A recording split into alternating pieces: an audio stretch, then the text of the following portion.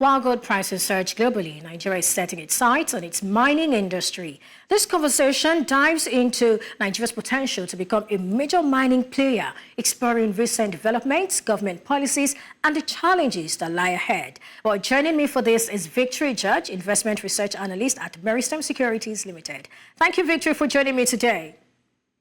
Good morning. Thanks for having me.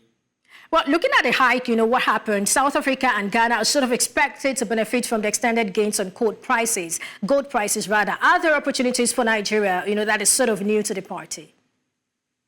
Yeah, opportunities are bound for Nigeria, like we've seen, gold prices surging recently, and, this country is benefiting from it.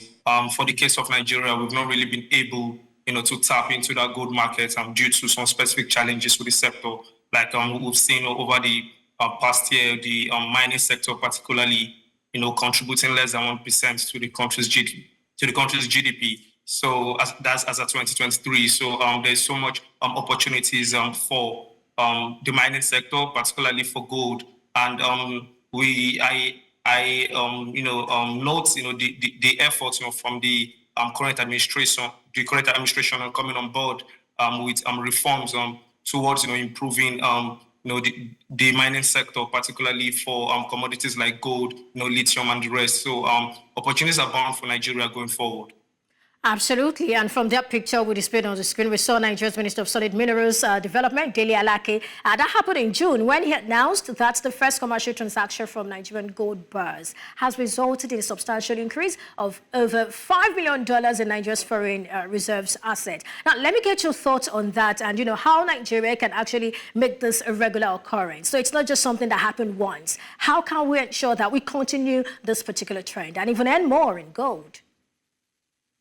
Yeah, like you mentioned, for a country like Nigeria with such a deep gold reserve, currently the sixth in Africa with gold reserves worth about $1 billion, the opportunities are quite enormous, and setting the country on that path to be able to benefit, from this global attention to commodities like gold and other, resources in the mining sector.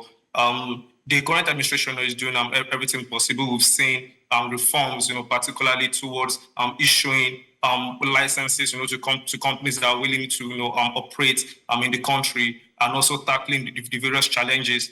Looking forward, we expect that these reforms, will continue to yield, positive gains. Like we saw from 2021, we've seen significant interest from foreign investors in the mining sector, and there are still other investors, currently on the watch. I'm looking at how these dynamics will play out, especially for considering the country's macroeconomic situation, and also specific issues facing the mining sector. So we expect that with the efforts from the government being able to tackle these issues, things like illegal mining, and also cases of insecurity, and the issue with power supply in the country as well. So we expect that with the government being able to tackle these issues head on, we'll continue to see that improvement in the mining sector generally, and we'll see that accretion to our reserves as well, and also a more viable revenue earner for the country.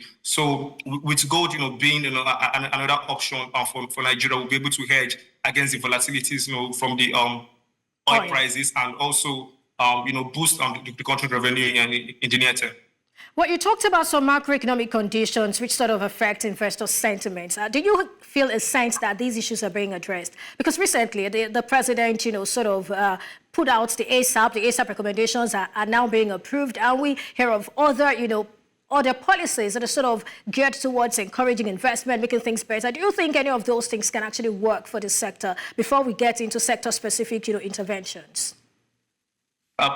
Yes, like I mentioned, we've seen those policies being rolled out, particularly regarding foreign investors being able to repatriate their funds, and we've seen the backlogs of FX being cleared, and recently we've been seeing the FX situation stabilizing for a bit over the last couple of months. So we expect that these developments will give foreign investors that positive, that sense of confidence in the Nigerian economy, and we expect to see investors coming with their funds and with their with their funds, and also the ability for them to come and establish entities here to be able to develop the sector. So we see this. I remain positive. I maintain a positive outlook, for the mining sector, with these efforts put in place.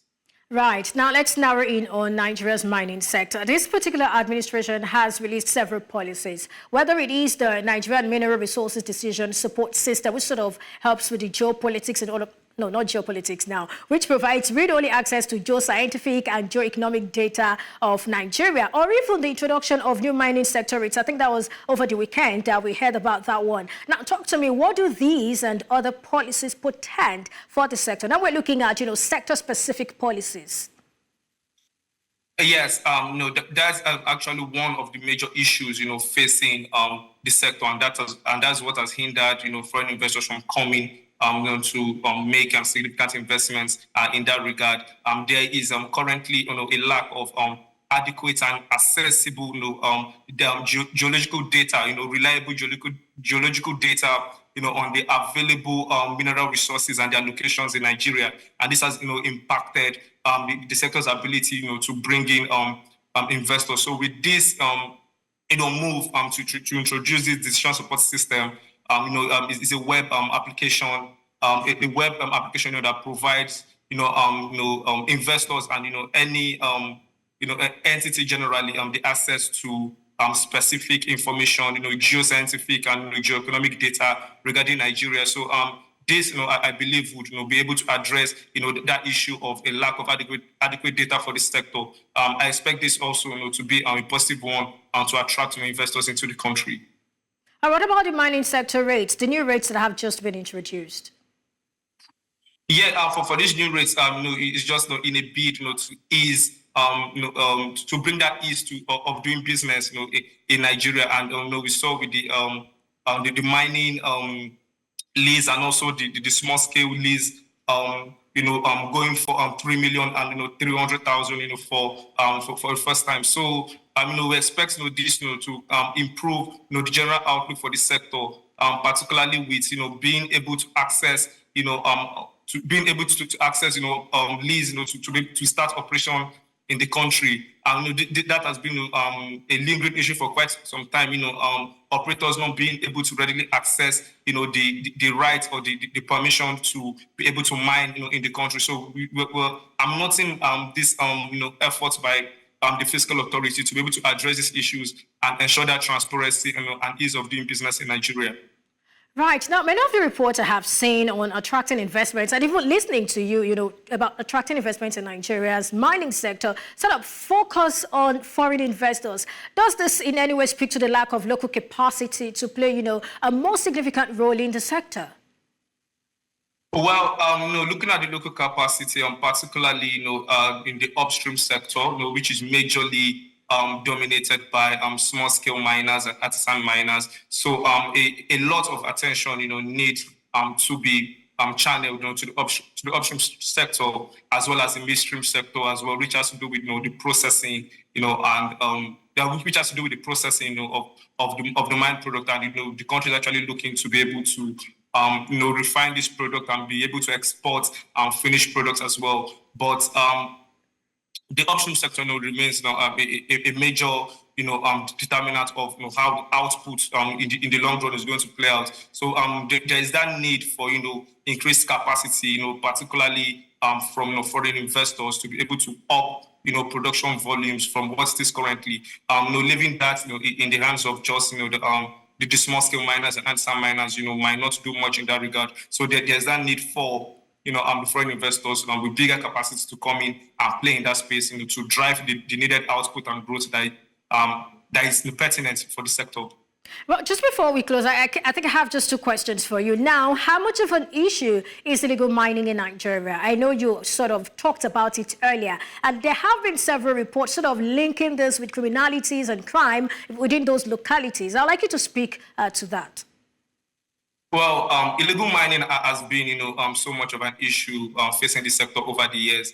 And, illegal mining basically is, involves mining activity, without, the rights and the necessary permission to be able to mine in those areas. And particularly in some some areas of the north where these activities are predominant, particularly because of the the insecurity issues in those areas as well. So this has compounded into much of a bigger issue.